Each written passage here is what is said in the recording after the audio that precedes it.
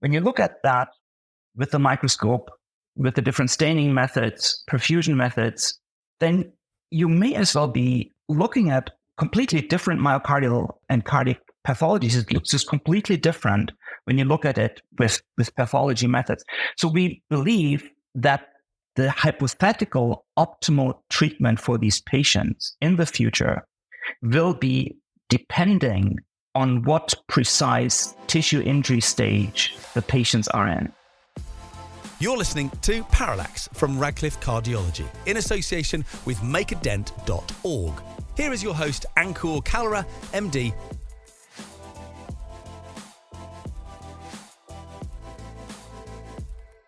Hello, everyone. Welcome to another episode of Parallax. I have the honor and the privilege of having with me Professor Andreas Kumar. Dr. Kumar is a practicing cardiologist in Sudbury, Northern Ontario. He is an associate professor of medicine at Northern Ontario School of Medicine University. And he's the president of the Canadian Society of Cardiovascular Magnetic Resonance Imaging, or cardiovascular MR, CMR, as we all know it. And he has graciously agreed to be on board with us in parallel with a manuscript which has been published online on the 29th of October, which discusses a novel classification of myocardial infarction. So how we think about acute myocardial infarction. The Canadian Cardiovascular Society has published a novel classification scheme online in the Canadian Journal of Cardiology with an editorial with Professor Deepak Bhatt. So with that introduction, Andreas, welcome to Parallax. Welcome on the show, and thank you so much for doing this for us. Oh, thank you very much, Ankur, for having me. It's a great privilege to be on this show. I've been a big fan of your show for a long time, and I've greatly enjoyed the previous episodes. It's a real privilege for me to be on the show today. Thank you for having me. Oh, no, the pleasure and the privilege and the honor are all ours. The sentiment is mutual. So I'm going to just dive right in and start asking you about sort of the precipice of developing a novel classification scheme for acute myocardial infarction. Why did the Canadian Cardiovascular Society, the authors of this manuscript, which, for the listenership, is available online, like I said before in the introduction, and we're going to share the link with our listenership as well in the show notes. Why do you think this was warranted, Andreas? Sort of take us through the precipice of this a little bit. Yeah, so the Canadian Cardiovascular Society published a new classification of acute atherothrombotic myocardial infarction. And really, this goes back to work that I have been doing together with my good friend and colleague Rohan, starting almost 15, 16 years ago. Now, we realized that the common classification schemes that we have are obviously super helpful. They guide us in our diagnostic assessment and in the treatment of our patients. But we found that there's a very, very fundamental aspect that is actually missing. And it is the implementation of tissue changes that occur with acute myocardial infarction into the clinical setting.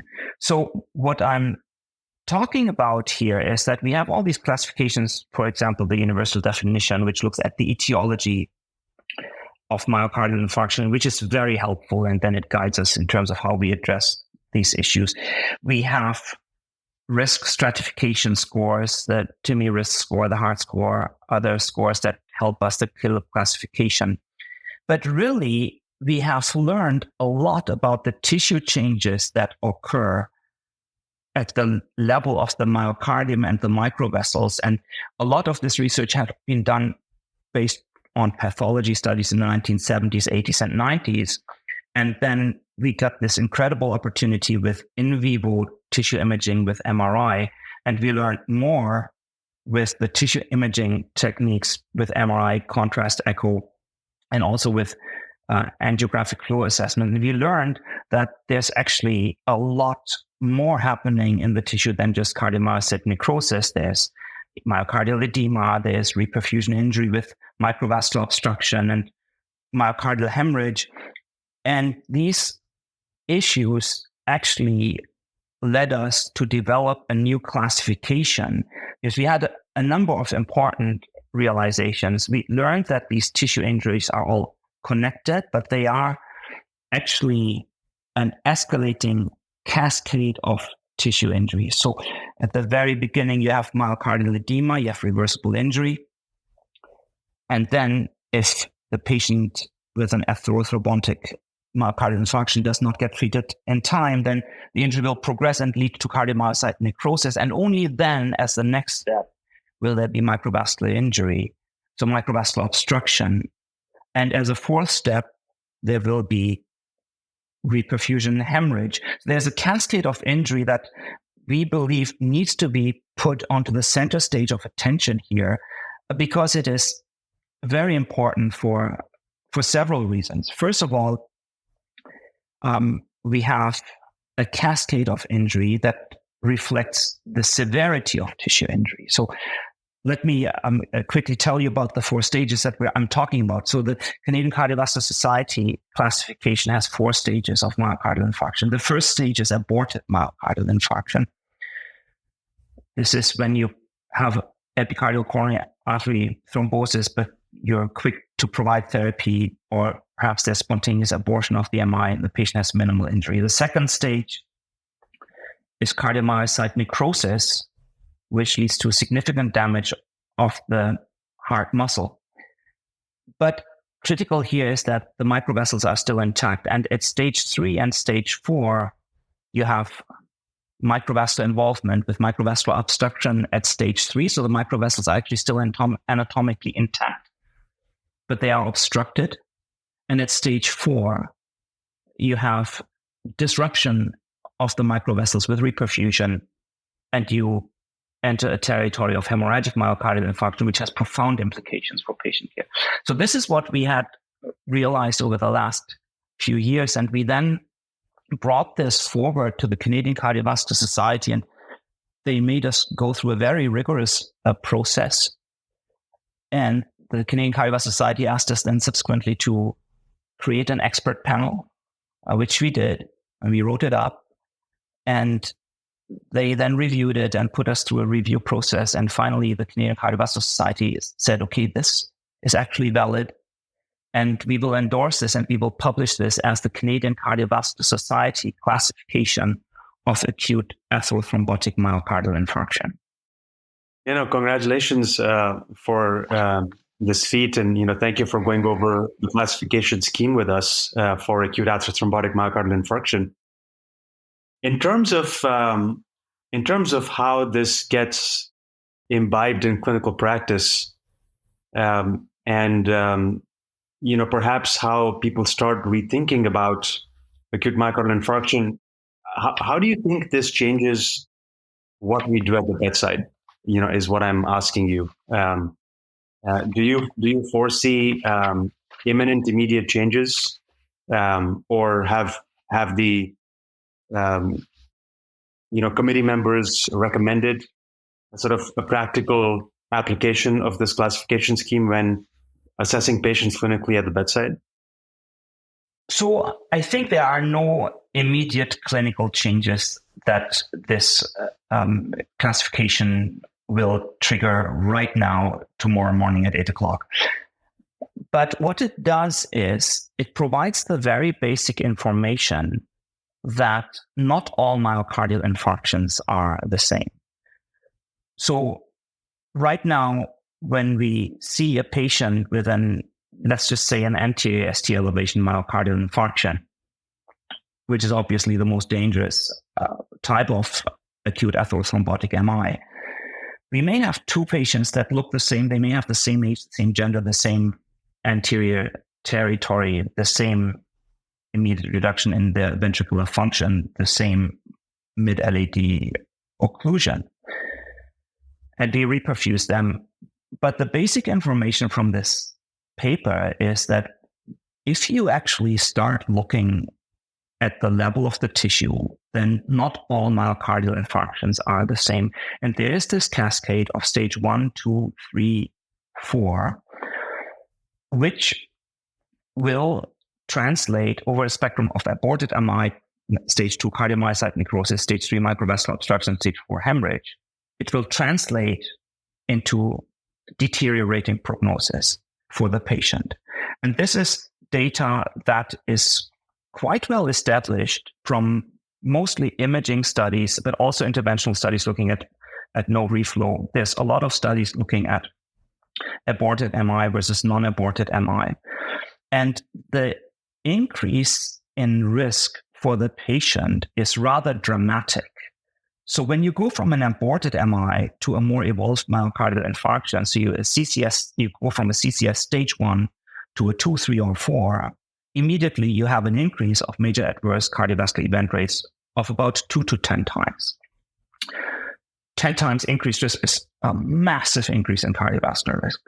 When you go from a myocardial infarction if you go from MI without reperfusion injury to an MI with reperfusion injury, so with microvascular obstruction or hemorrhage, the event rate will go up 2 times to 4 times roughly. And there's a recent large meta-analysis looking specifically at hemorrhagic myocardial infarction. When you compare hemorrhagic to non-hemorrhagic MI, there's an increase in adverse event rates 2 to 6 times. So the first clinically important information is that if we can acquire enough clinical information about the patient to understand what CCS stage they are in, then we can actually get a very good idea of what risk category the patient is going to be in. Now, this is a brand new classification. It's a few hours old at this point. So we have the information that I just mentioned from studies that have been published and that have done that very well. However, they didn't really use the classification as a scheme because it doesn't exist yet, but we believe pretty certain that this information will then be confirmed in prospective studies. So we will have, at first, for the bedside, a clinical risk assessment tool. The second issue that will affect bedside clinical care will be therapies to be developed in the future. So the risk assessment tool that I spoke about is already very, very powerful. Now, when you do basic and translational research, and I have done some of that, and together with the teams and my colleagues that I've been working with, when you look at tissue samples of these patients, and you look at hemorrhagic MI, non-hemorrhagic MI with microvascular obstruction, you look at aborted MI where there's really no or only minimal cardiomyocyte necrosis and the microvessels are perfectly fine. When you look at that with the microscope, with the different staining methods, perfusion methods, then you may as well be looking at completely different myocardial and cardiac pathologies. It looks just completely different when you look at it with pathology methods. So we believe that the hypothetical optimal treatment for these patients in the future will be depending on what precise tissue injury stage the patients are in. So this injury progresses from stage 1 to 2 to 3 to 4. And the hypothetical optimum treatment will very likely depend on what level of tissue injury and what specific pathology of tissue injury has evolved in the given patient.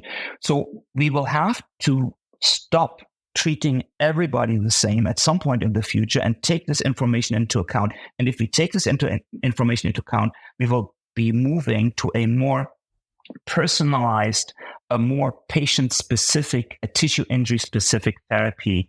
We will be able to tailor our therapies. And the classification that the Canadian Cardiovascular Society published will lay the groundwork of that. That is what we believe will be coming to the bedside with the help of this classification in the coming years. Thank you for going over the steps to make this applicable, clinically and clinically relevant. In terms of garnering, risk for patients. I mean, you mentioned as one progresses down the classification scheme to 2, 3, and 4, the risk is heightened.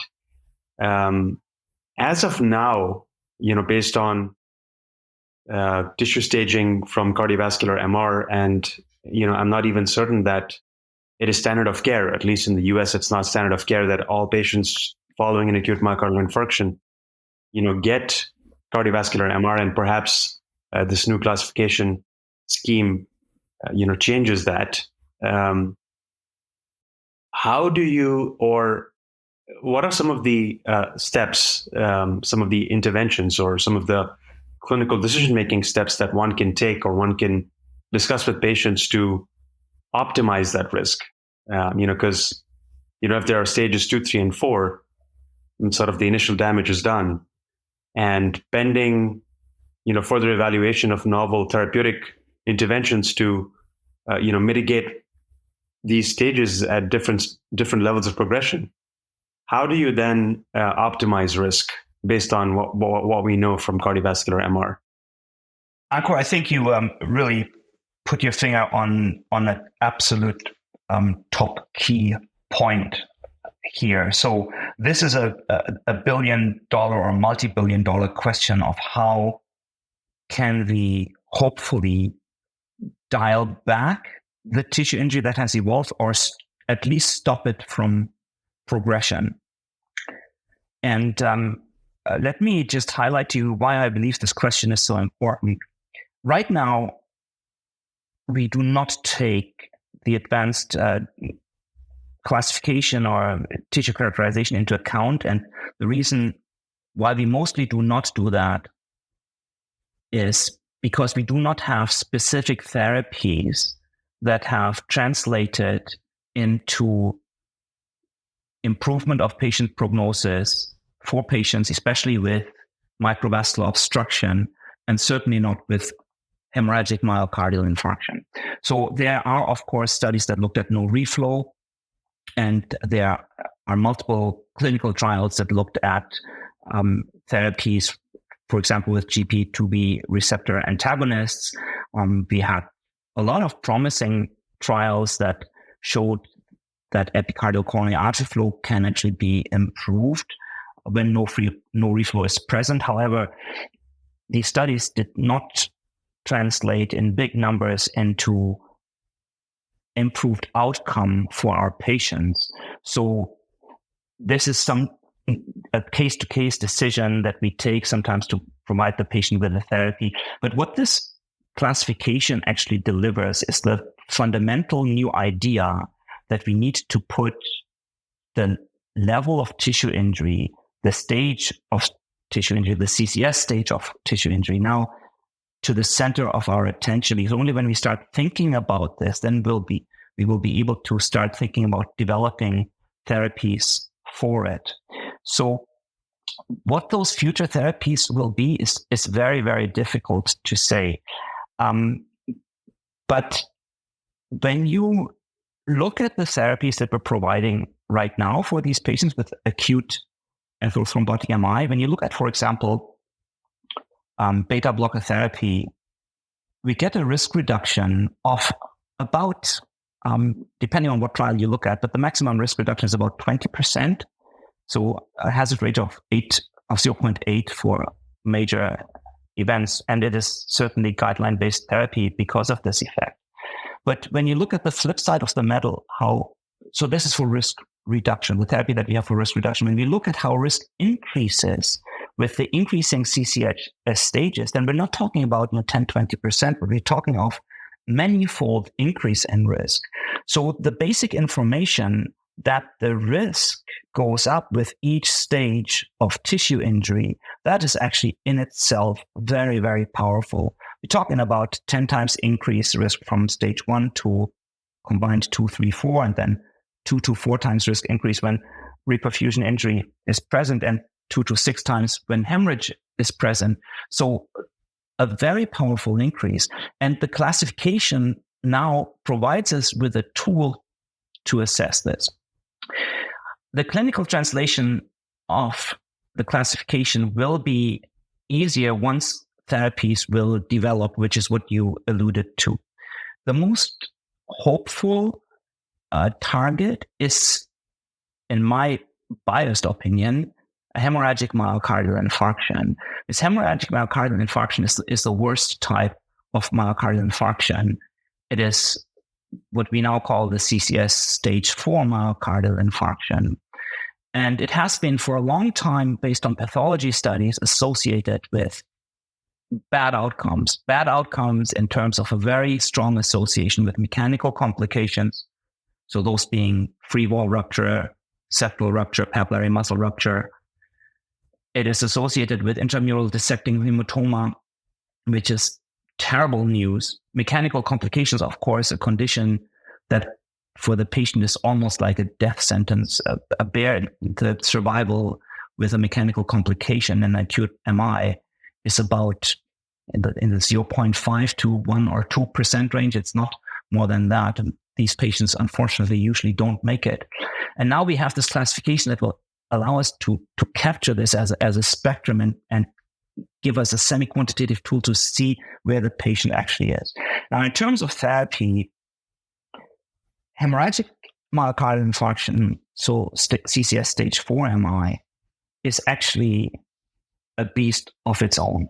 And we learned a lot about this in the last 10 or so years, predominantly by the outstanding work of my very good colleague and friend, Dr. Kumar. So what we learned is, among others, that hemorrhage is terrible news. So first of all, if you allow me for a second to just go back to basic physiology, the hemorrhage physiology triggers hemostasis, and that is a very profound physiology of the human body that really keeps our species alive. So if you allow me to just give you a quick example, let's just imagine you're cutting onions in the kitchen and you have just a tiny little injury and you just cut your skin just a little bit, really not much at all, nothing to worry, but you're losing blood a milliliter per minute, which is nothing. In an hour, you'll have lost 60 ml. After a day, you will have lost about a liter or so of blood. After 2 days, if the bleeding doesn't stop, you'll get dizzy. After 3 days, there's no way you can survive because you really lost a lot of blood. So we don't die from a tiny little injury because hemostasis kicks in and immediately stops the bleeding. So when you have a hemorrhage occurring in the myocardium, there's a massive pathophysiology that gets triggered with salvage of free nitric oxide, every biochemical trick in the book to cause vasoconstriction is being triggered. Free NO is being salvaged. Arginase, so arginine is the substrate for NO, it gets degraded to ornithine. Arginase gets blocked. There's a upregulation of thrombophilic enzymes. There's cell adhesion molecules that blatant cell adhesion molecules that get upregulated on the cell surface.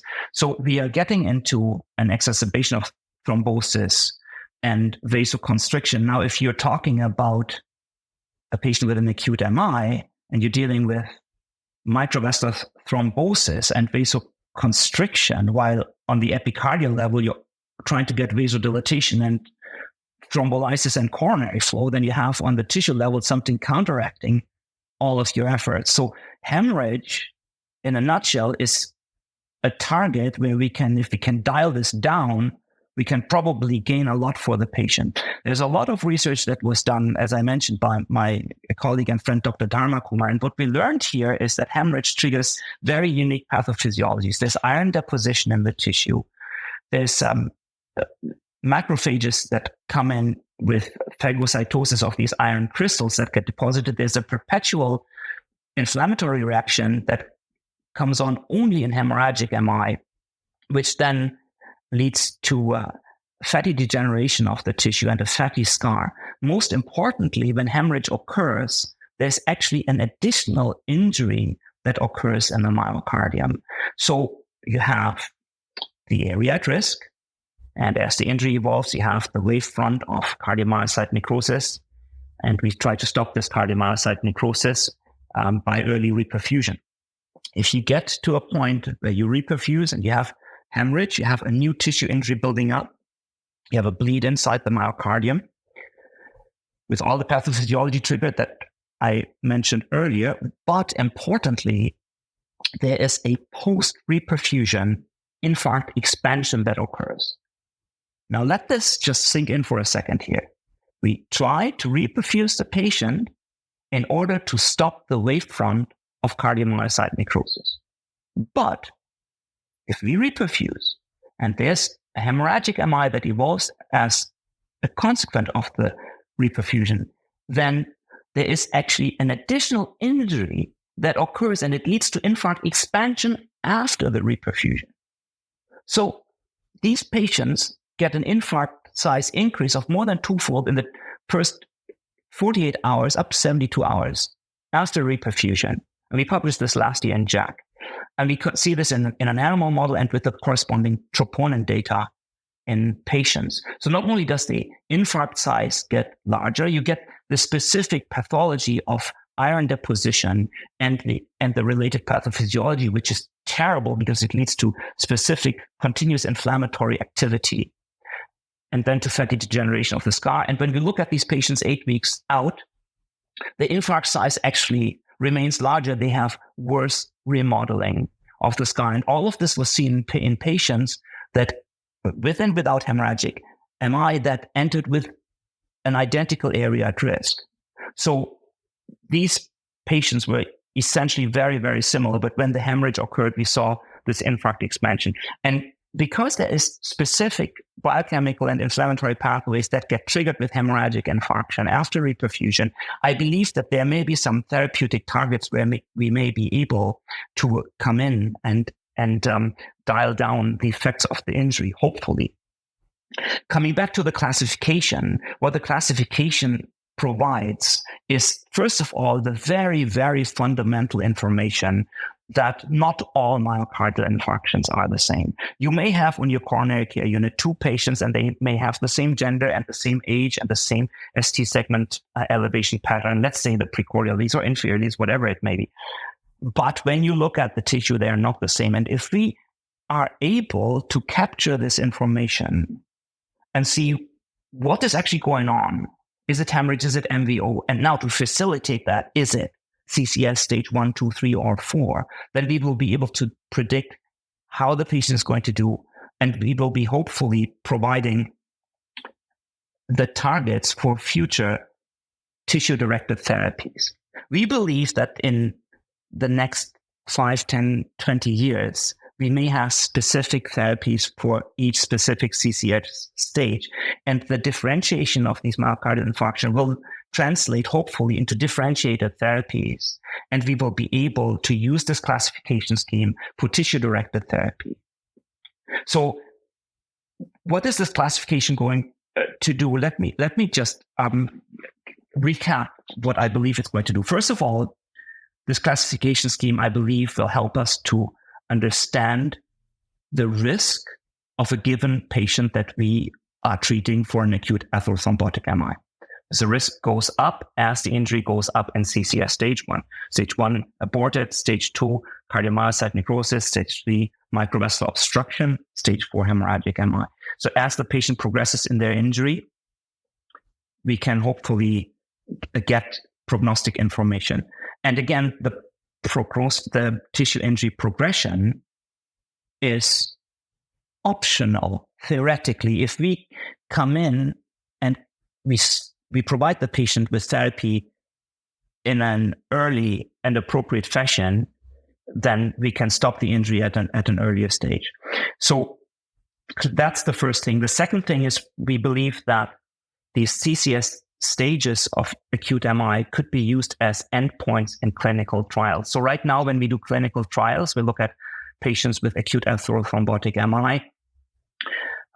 We look at outcomes, of course, heart outcomes like death, heart failure, arrhythmia, rehospitalization. But we will be able to refine our assessment by using this classification and by applying it in clinical trials.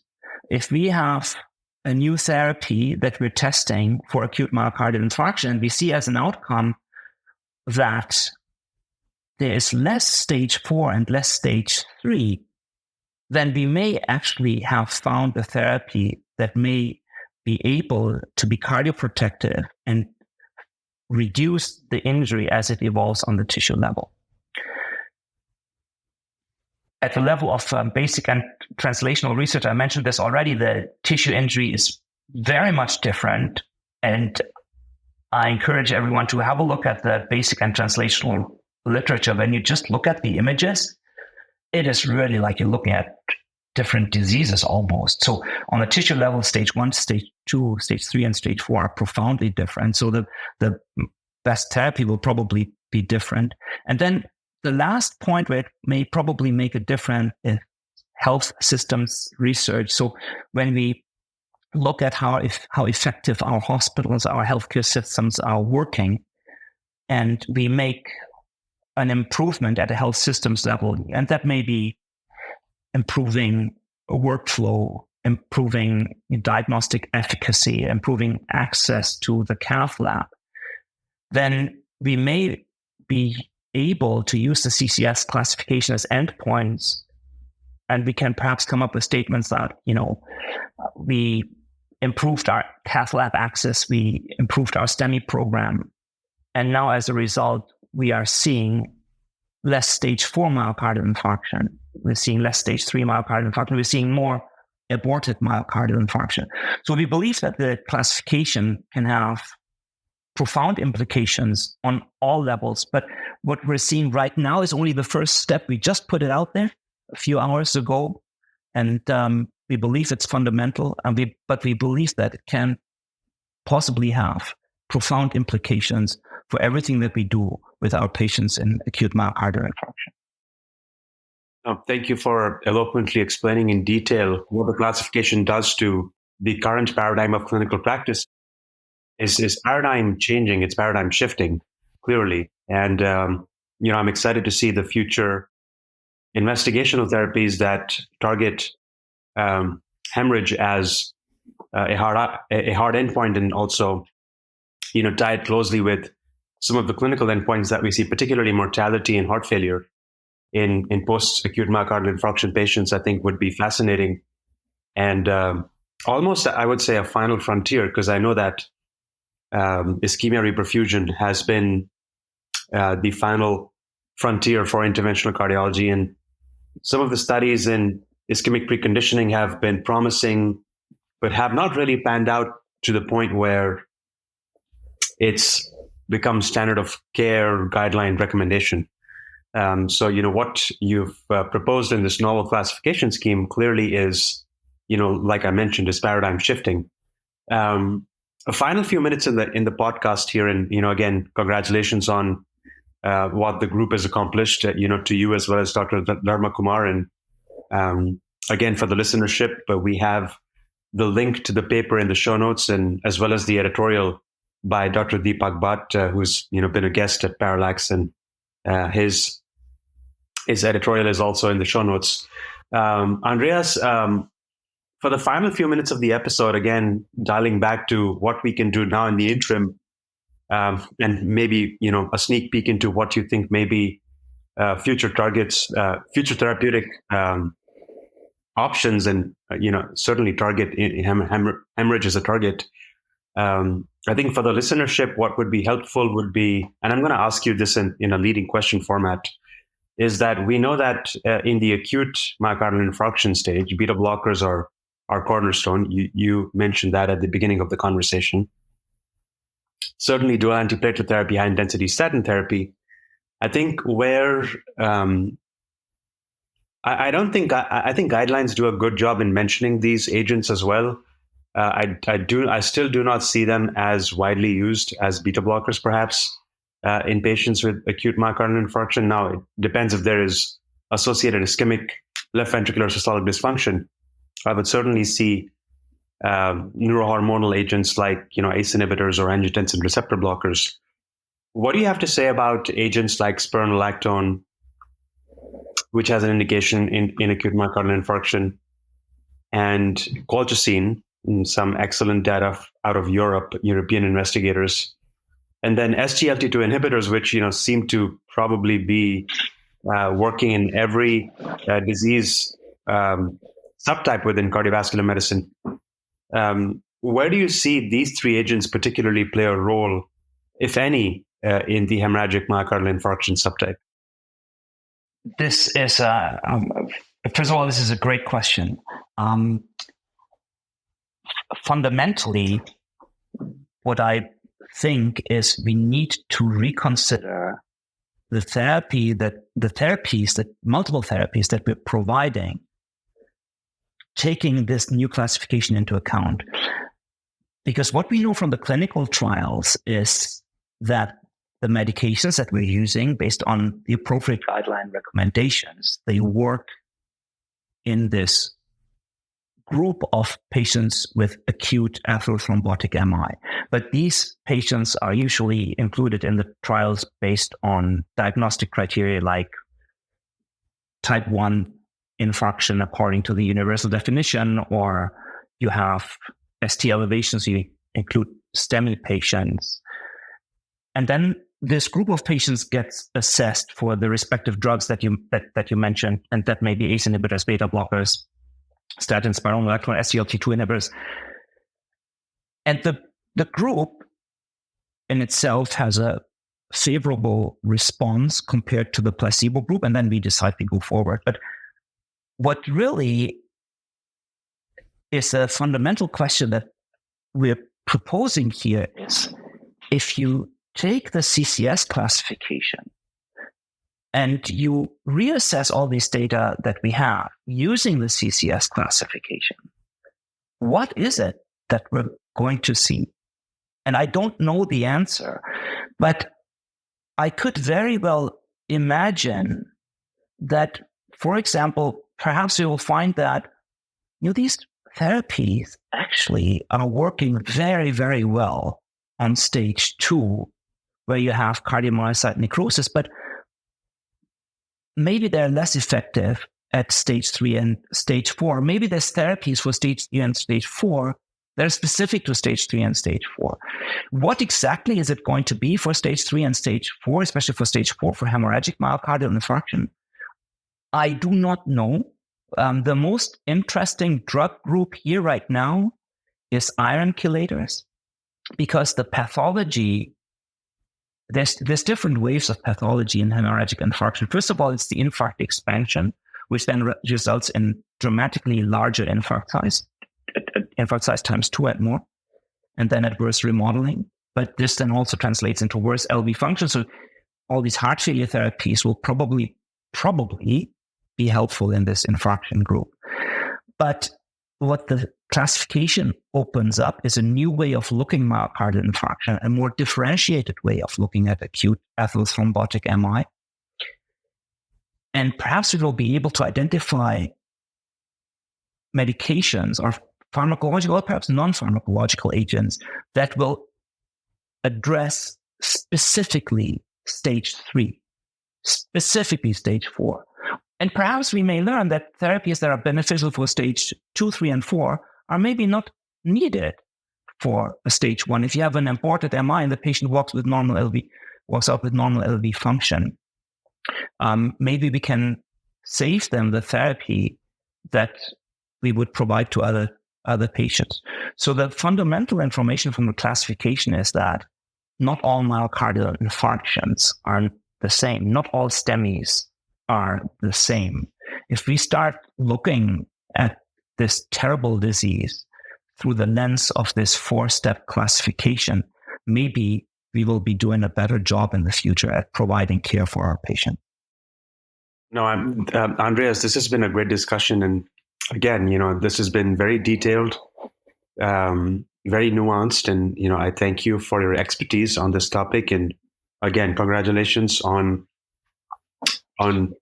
producing such an excellent, comprehensive document, from me as well as from the entire team at Parallax. And we're honored and privileged that we, get to have you as a guest and talk to us in depth about this new classification scheme. Any closing remarks about Parallax, about our listenership from you, and certainly help spread the word about this episode in Canada?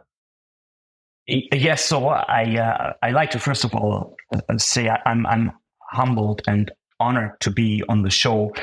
You mentioned Rohan, my good friend and co-worker, but I just want to say that this classification is a summary of work that has been done by an army of people. Like microvascular obstruction was identified in 1974. What we did with this classification is we really took the work that was done in the last 4 or 5 decades and we put it into a new perspective. So these hundreds and perhaps thousands of people who worked on myocardial infarction, they just need to be acknowledged here. And we're very, very grateful to have also such fantastic co-authors and experts on the panel who wrote this paper together with us. The podcast is just fantastic. I just enjoyed so much. I listened. There's 2 episodes that I really remember. The episode with Deepak Bhatt and very recently the episode with Valentin Fuster. That was just a delight to listen to. So thank you, Ankur, for doing this podcast. It's every time a new episode comes out, it's a highlight and I can't wait. So thank you very much. And thank you for having me on the show. No, again, the pleasure is all ours. And, once this is out, I'll certainly share, the podcast episode with you. And, for the listeners who keep tuning in every other Monday to listen to us, do rate us and review us on platforms like Apple Podcasts, SoundCloud, and Spotify. You can share your feedback via email or on social media platforms, like X or LinkedIn. We take your comments and feedback very seriously, and we try to get guests who you want to listen from. Thanks again for tuning in, and until next Monday, best wishes to everyone. Thank you. Thank you very much. We hope you enjoyed today's podcast, produced by Radcliffe Cardiology in association with makeadent.org. We aim to bring you a new angle of all things cardiology every second week. Review us on your favourite podcast app or send your comments or questions to podcast@radcliffe-group.com. To view the series, head to radcliffecardiology.com/podcasts/Parallax. Thanks for listening.